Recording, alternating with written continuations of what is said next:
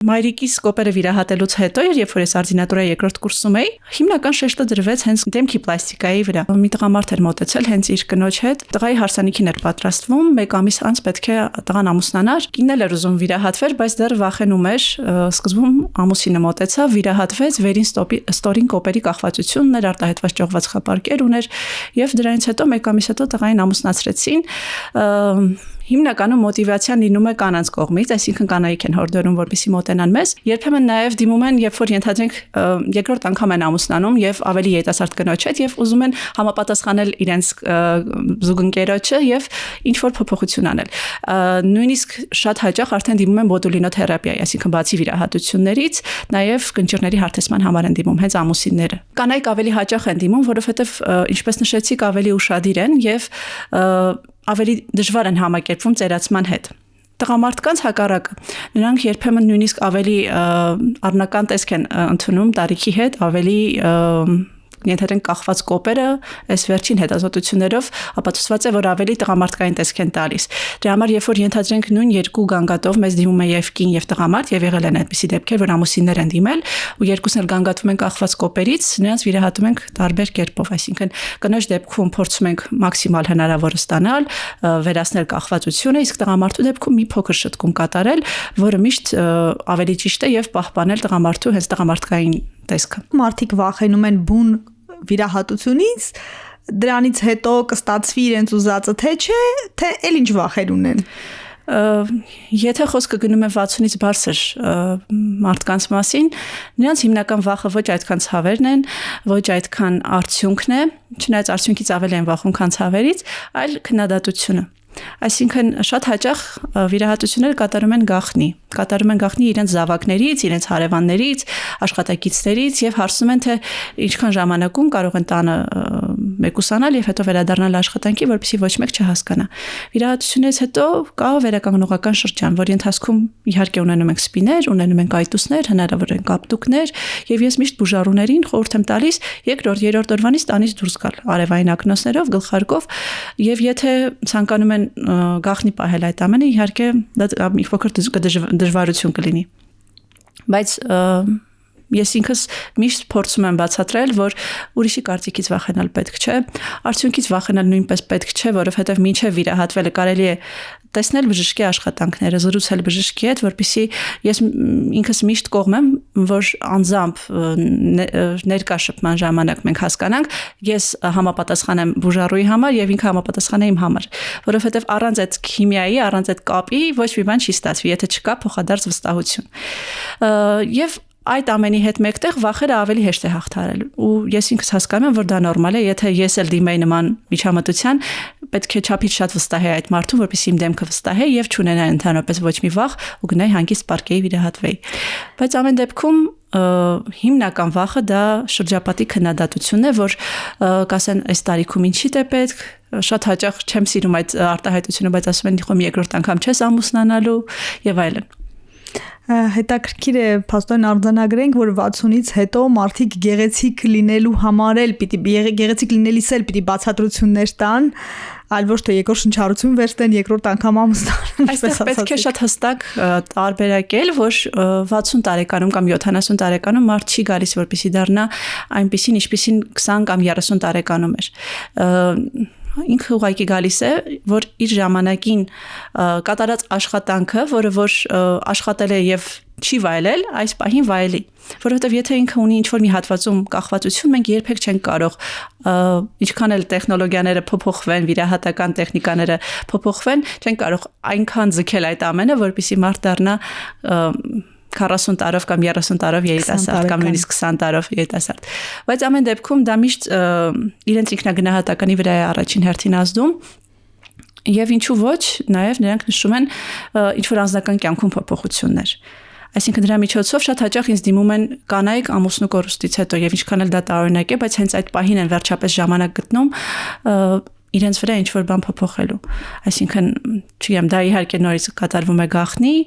շրջապատի քննադատության խուսափելու պատճառով, բայց Շատ հաճախ հենց ստրեսային ժամանակ են ինձ դիմում կանայք, հարազատի կորուստից հետո կամ լրիվ միայնակ կանայք, որոնք զավակներ չունեն։ Եթե ես հիմնականում աշխատում եմ տարեց հիվանդների հետ, առաջինը պետք է համոզվել, որ բուժառուն չունի լուրջ առողջական խնդիրներ։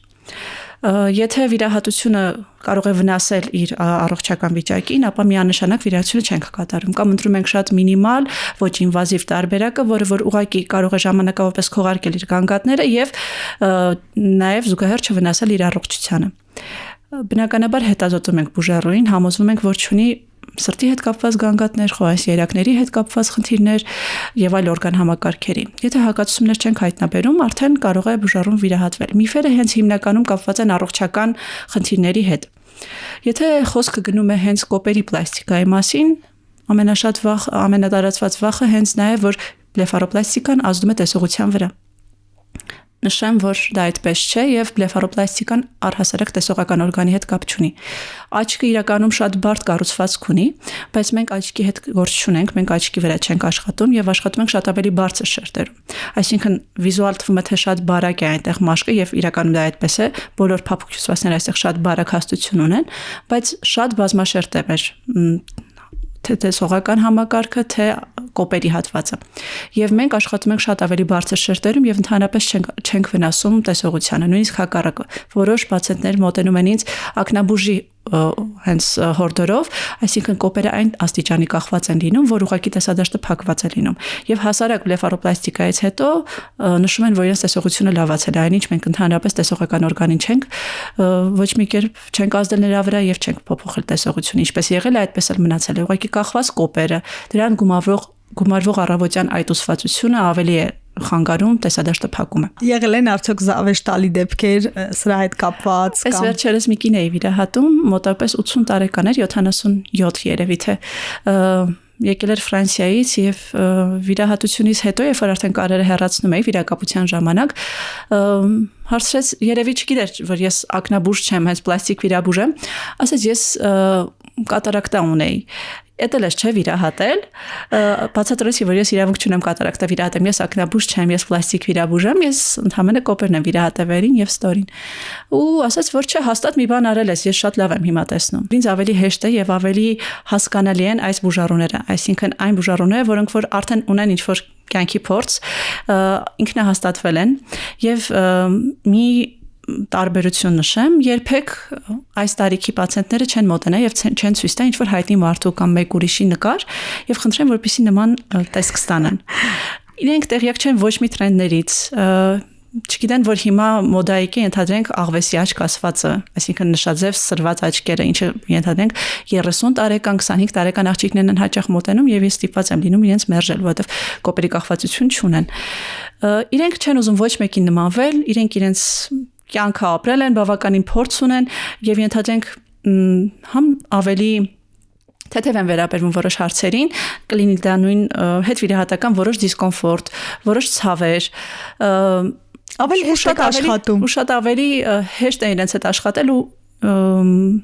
արդյունքը միշտ ավելի գնահատված է լինում իրենց կողմից։ Հնարավոր է նրանք սոցցանցերում չեն կիսվում, որովհետև շատ հաճախ նրանք ուղղակի չկան սոցցանցերում կամ չգիտեն ինչպես պետք է դա արվի, բայց ամեն դեպքում երբ որ գալիս են ուղղակի պատմում են ինչ-որ մի բան կամ ուղղակի ժպտալով մտնում են իմ աշխատասենյակ,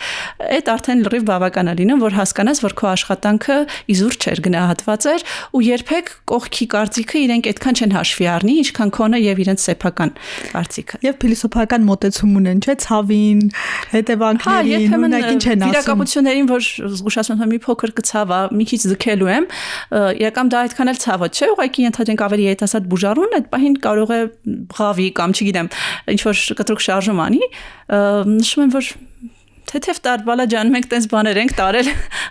հասկանում ես ինչքան թեթև է մարդ տրամադրված, դու ես ավտոմատ արդեն ավելի հեշտ ես վերաբերվում սիտուացիային եւ զգում ես շատ մեծ վստահություն, ինչքան էլ տարօրինակ է լինելով երիտասարդ բժիշկ, հենց այս տարիքի բուժառուների մեջ եմ նկատում ավելի մեծ վստահություն հենց իմ հանդեպ։ Այսինքն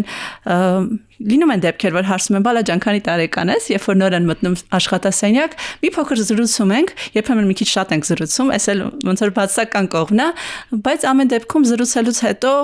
զգում եմ, որ համ վստահություն է ձևավորվել, ու երբեք չեմ նկատի, որ կասկածեն գնա երկրորդ կարծիքի հետևից։ Սա ավելի բնորոշ է 60-ից բարձր, 55-ից բարձր տարիքի կյանքի փորձն է, մի հանդիպումով արդեն հասկանում մարդկանց երևի ավելի լավ են հասկանում, դա էլ կարևոր է։